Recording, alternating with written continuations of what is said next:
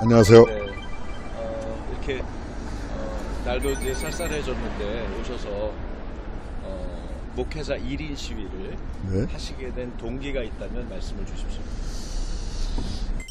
지금은 아마 성경적인 생각을 가진 사람이라면 누구도 나오고 싶을 겁니다.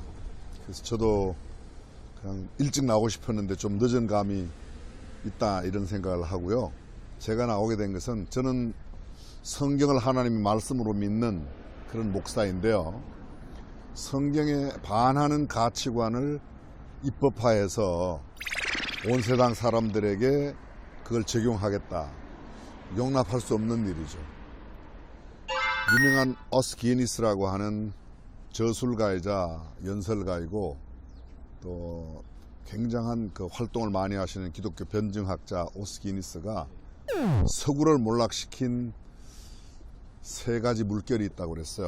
그 첫 번째가 뭔가 하면 레드 웨이브, 소위 붉은 물결, 공산주의. 두 번째, 블랙 웨이브, 이 이슬람의 금은 히잡 물결이고, 세 번째가 레인보우 웨이브라고 그래서 소위 무지개 물결입니다. 이게 동성애, 동성혼, 소위 퀴어라고 말하는 LGBT, 레즈비언요, 그 다음에 게이, 바이섹슈얼, 그 다음 트랜스젠더. 이것이 지금 현재 서구를 몰락시켰다. 그리고 서구에 이미 많은 피해를 주고 있습니다. 근데 피해가 많은 그런 현상을 보면서도 우리 대한민국이 미풍양속을 가지고 있고 좋은 전통을 갖고 있는 대한민국에서 이런 법을 또 만든다. 이건 아니라는 생각이 듭니다. 뭐 생각 정도가 아니고는 하면 안 되는 거죠. 목사님 아시겠지만은 차별금지법은 알면은 반대하고 모르면 찬성하고 그런 법이거든요. 근데 지금 생각보다 이 차별금지법 이 제목 자체도 굉장히 속을 수 있는 그런 제목. 그렇습니다. 그건 뭐 차별금지법 이 반대하는 네. 목사님이 구체적인 뭐 지금 말씀을 해주셨는데 지금 이렇게 물으면 금방 쉬워져요. 네. 이렇게 물으면 너는 그럼 차별을 좋아하냐? 아니라는 거죠. 그건요. 지금 현재 우리가 말하는 것은 나쁜 차별, 악한 차별은 안 된다는 거예요. 다수를 오히려 차별하는 차별, 그것이 지금 만들고자 하는 소위 포괄적 차별금지법이죠. 우리나라에 있는 개별적인 차별금지법은 충분합니다. 장애인, 국적, 나이 뭐 이런 것 때문에는 절대로 차별해서는 안 된다. 이미 그렇게 만들어져 있는 법이 20개가 넘습니다. 근데 이런 법들이 잘 되어 있는데도 불구하고 포괄적인 차별법을 만들어서 오히려 다수의 차별을 가하고 특별히 신앙인들에게 기독교의 가치를 갖고 있는 사람들에게 또 목사님들이 설교하는 일에 단순한 설교는 반대하지 않는데 요사이 코비드-19 이후에 설교가 방송을 통해서 거의 나가는데요. 방송한 것이 문제가 되면 내가 차별을 받았다고 하는 사람들이 차별받았다고 느끼는 것을 표현하면 그때 법이 저촉되거든요.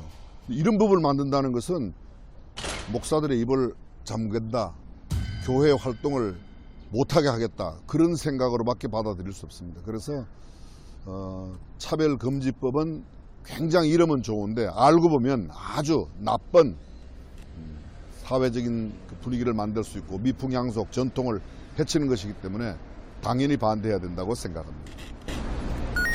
목사님은 한국교회 총연합회죠? 한교총. 네네. 한교총의 공동대표로 계시는 것으로도 아는데 아무래도 이제 그 교단을 대표하는 어떤 그런 차원에서 우리 교회 성도들하고 그리고 국민들께 호소하실 말씀이 있을 것 같아요. 그런 말씀을 좀 얘기해 주십시오. 쉽게 이렇게 생각하시면 좋을 것 같습니다.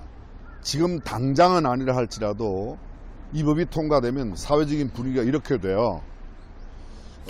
남자 사위, 여자 며느리. 제가 지금은 고인이 되셨지만 서울시 아주 굉장히 중요한 자리에 계셨던 분을 단독으로 만났을 때 물어봤어요. 당신 아들이 있냐? 있다고 그러더라고요. 근데 그 며느리가 남자 들어와도 괜찮겠냐? 가만히 계셔요. 네, 가만히 계셔요. 그분은 차별금지법을 굉장히 지지하는 사람이에요. 근데 그렇게 왜 당신도 못하는 거를 남들에게 하게 하려고 하냐. 이건 말이 안 된다. 예. 여자 사위 가능할까요? 그냥 쉽게 그렇게 물어보면 될 것 같아요. 남자 며느리 여자 사위 가능하냐. 예. 남자의 신체적인 구조를 갖고 있는데 나는 여성적인 성향이 있다고 그래서 여성들만 들어가는 여탕에 들어가도 괜찮으냐 이렇게 물으면 거의 반대할 거예요. 차별금지법 그러면 굉장히 사람들이 좋은 말이기 때문에 일단 지지하는데 이건 말이 안 되죠. 예를 들어 또 하나 들어보면요, 이런 것들은 안 되죠.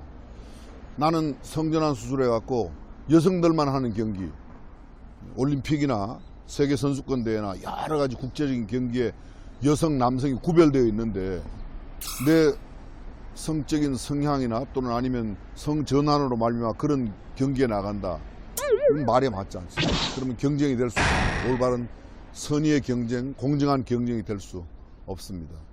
이 법이 통과된 서구의 여러 나라, 뭐 미국도 그렇고 스웨덴도 그렇고 영국도 그렇고 굉장히 폐해가 크죠. 예. 실제적으로 남자가 나는 여성 뭐 성향이 있다 그렇게 해갖고 여성교도소에 갔어요. 거기서 4명을 범죄를 일으켰습니다. 이런 것이 뻔한데 왜 이런 나쁜 걸 왜 이야기하지 않고 마치 그 사람들을 성소수자, 성적 성향, 지향 언론들만 잘 모르는 겁니다, 사실은요. 근데 제가 생각해보면 이런 말씀은, 이런 내용은요, 조금 문제가 있어요. 어떤 문제가 있어요? 조금이 아니고 진짜 큰 문제가 있어요. 어떤 문제가 크냐? 그 사람들은 우리의 성향을 인정해 달라는 거예요. 제가 만약에, 아니 이미 도 있는 일이지만 나는 아동성애의 성향이 있다, 인정해 달라, 이미 나왔어요. 이것도요. 안 되는 거 아닙니까? 만약 제 개인적으로 저는 이렇게 성적 지향을 원하는 사람들을 때려주고 싶은 성향이 있다, 나도 그걸 존중해 달라, 존중하겠습니까? 그게 있을 수 없는 일입니다. 이건 안 되는 일입니다. 사랑하는 국민 여러분, 그리고 오늘 교회 신앙을 갖고 있는 여러분, 우리가 정말 성경적인 가치를 올바로 세워서 우리 시대에 이런 악법이 제정되지 않도록 특별히 입법기관에 있는 국회의원들과 또 입법 전문위원들이 정말 신경을 쓰셔서 다시 한번 우리나라의 미래, 또 다음 세대를 생각해 주시면 좋겠습니다. 저출생이 굉장히 사회 문제가 되고 있습니다. 동성애, 동성혼으로 미래의 세대가 없습니다. 정상적인 남녀 결혼에서만 가능합니다. 하나님은 남자와 여자를 만드셨지 다른 건 만들지 않았습니다. 목사님 오늘 필요한 얘기들을 충분히 나눠주셨습니다. 감사합니다.